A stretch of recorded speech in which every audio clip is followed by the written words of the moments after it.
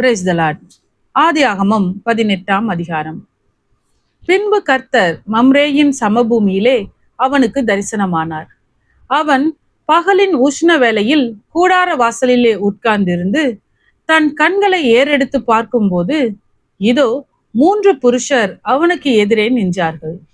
அவர்களை கண்டவுடனே அவன் கூடார வாசலில் இருந்து அவர்களுக்கு எதிர்கொண்டு ஓடி தரை மட்டும் குனிந்து, ஆண்டவரே, உம்முடைய கண்களில் எனக்கு கிருபை கிடைத்ததானால் நீர் உமது அடியனை விட்டு கடந்து போக வேண்டாம். கொஞ்சம் தண்ணீர் கொண்டு வரட்டும். உங்கள் கால்களை கழுவி மரத்தடியில் சாய்ந்து கொண்டிருங்கள். நீங்கள் உங்கள் இருதயங்களை திடப்படுத்த கொஞ்சம் அப்பம் கொண்டு வருகிறேன். அப்புறம் நீங்கள் உங்கள் வழியே போகலாம். இதற்காகவே அடியேன் இடம் வரைக்கும் வந்தீர்கள் என்றான். அதற்கு அவர்கள், நீ சொன்னபடி செய் என்றார்கள்.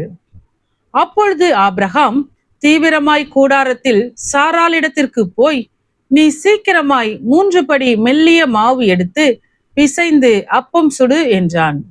ஆபிரகாம் மாட்டு மந்தைக்கு ஓடி ஒரு நல்ல இளங்கன்றை பிடித்து வேலைக்காரன் கையிலே கொடுத்தான். அவன் அதை சீக்கிரத்திலே சமைத்தான். ஆபிரகாம் வெண்ணெயையும் பாலையும் சமைப்பித்த கன்றையும் எடுத்து வந்து அவர்கள் முன்பாக வைத்து அவர்கள் அருகே மரத்தடியில் நின்று கொண்டிருந்தான். அவர்கள் புசித்தார்கள். அவர்கள் அவனை நோக்கி, உன் மனைவி சாராள் எங்கே என்றார்கள். அதோ கூடாரத்தில் இருக்கிறாள் என்றான். அப்பொழுது அவர், ஒரு உற்பவ கால திட்டத்தில் நிச்சயமாய் உன்னிடத்திற்கு திரும்ப வருவேன். அப்பொழுது உன் மனைவியாகிய சாராளுக்கு ஒரு குமாரன் இருப்பான் என்றார். சாராள் அவருக்கு பின்புறமாய் கூடார வாசலில் இதை கேட்டுக்கொண்டிருந்தாள். ஆபிரகாமும் சாராளும் வயது சென்று முதிர்ந்தவர்களாய் இருந்தார்கள். ஸ்திரீகளுக்குள்ளே வழிபாடு சாராளுக்கு நின்று போயிற்று. ஆகையால் சாராள் தன் உள்ளத்திலே நகைத்து, நான் கிழவியும் என் ஆண்டவன் முதிர்ந்த வயதுள்ளவரும் ஆன பின்பு எனக்கு இன்பம் உண்டாயிருக்குமோ என்றாள். அப்பொழுது கர்த்தர் ஆபிரகாமை நோக்கி, சாராள் நகைத்து, நான் கிழவியாய் இருக்க பிள்ளை பெறுவது மெய்யோ என்று சொல்வானேன்? கர்த்தரால் ஆகாத காரியம் உண்டோ? உற்பவ கால திட்டத்தில் உன்னிடத்திற்கு திரும்ப வருவேன். அப்பொழுது சாராளுக்கு ஒரு குமாரன் இருப்பான் என்றார். சாராள் பயந்து, நான் நகைக்கவில்லை என்று மறுத்தாள். அதற்கு அவர், இல்லை, நீ நகைத்தாய் என்றார். பின்பு அந்த புருஷர் எழுந்து அவ்விடம் விட்டு சோதோமை நோக்கி போனார்கள். ஆபிரகாமும் அவர்களோட கூட போய் வழி விட்டு அனுப்பினான். அப்பொழுது கர்த்தர் ஆபிரகாம் பெரிய பலத்த ஜாதி ஆவதினாலும் அவனுக்குள் பூமியில் உள்ள சகல ஜாதிகளும் ஆசீர்வதிக்கப்படுவதினாலும் நான் செய்ய போகிறதை ஆபிரகாமுக்கு மறைப்பேனோ?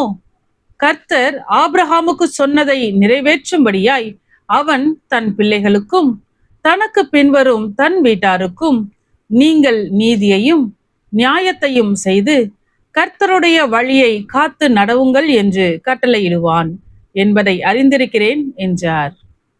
பின்பு கர்த்தர் சோதோம் கொமோராவின் கூக்குரல் பெரிதாய் இருப்பதினாலும் அவைகளின் பாவம் மிகவும் கொடிதாய் இருப்பதினாலும் நான் இறங்கி போய் என்னிடத்தில் வந்து எட்டின அதன் கூக்குரலின்படியே அவர்கள் செய்திருக்கிறார்களோ இல்லையோ என்று பார்த்து அறிவேன் என்றார். அப்பொழுது அந்த புருஷர் அவ்விடம் விட்டு சோதோமை நோக்கி போனார்கள். ஆபிரகாமோ பின்னும் கர்த்தருக்கு முன்பாக நின்று கொண்டிருந்தான். அப்பொழுது ஆபிரகாம் சமீபமாய் சேர்ந்து, துன்மார்க்கனோடே நீதிமானையும் அழிப்பீரோ?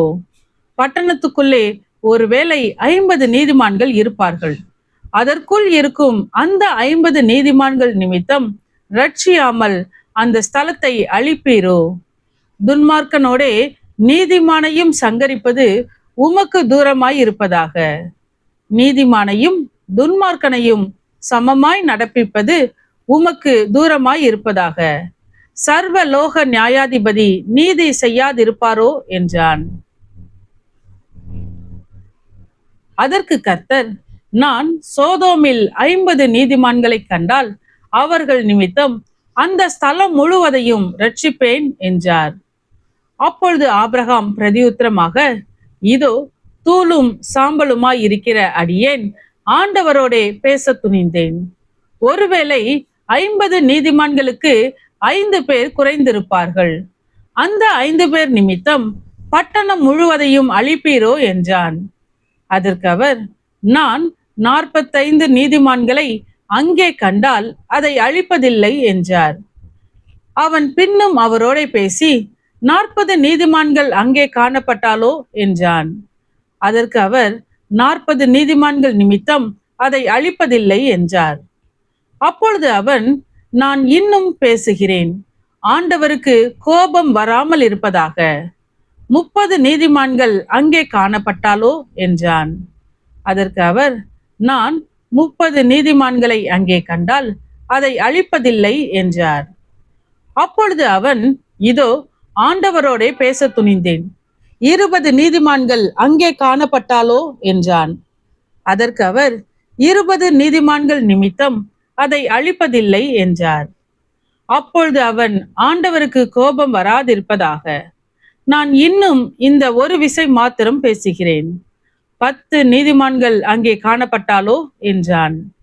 அதற்கு அவர், 10 நீதிமான்கள் நிமித்தம் அதை அழிப்பதில்லை என்றார். கர்த்தர் ஆபிரகாமோடே பேசி முடிந்த பின்பு போய்விட்டார். ஆபிரகாமும் தன்னுடைய இடத்துக்கு திரும்பினான். ஆமென். கர்த்தாவே, உம்முடைய வசனம் என் கால்களுக்கு தீபமும் என் பாதைக்கு வெளிச்சமுமாய் இருக்கிறது. இருளான என் வாழ்க்கையிலே வெளிச்சமாய் நீர் தந்த வசனத்தை தினமும் படித்து வாழ்வில் இடராமல் நடப்பேன்.